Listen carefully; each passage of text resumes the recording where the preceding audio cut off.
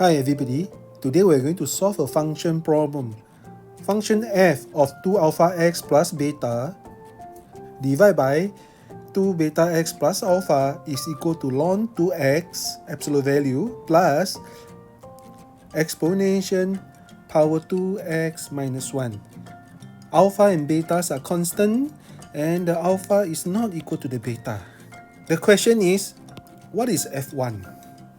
To find the f1, we're going to put the 1 into here, which means 2 alpha x plus beta over 2 beta x plus alpha is equals to 1. Let's expand it. And then let's move the 2 beta x to the left hand side and then we factor.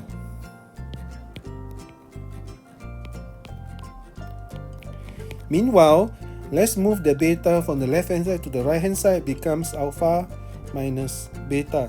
So x is 1 over 2 alpha minus beta divided by alpha minus beta.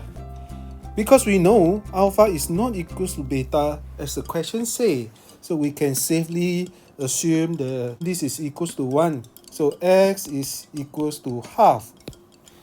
So why we need this value? Because we know function f1 is the ln 2x plus exponential 2x minus 1 absolute value.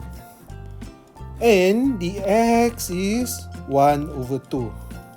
So we are replacing x equals to 1 over 2 into the function of the question. So finally we know f1 is ln 1 plus exponential 0.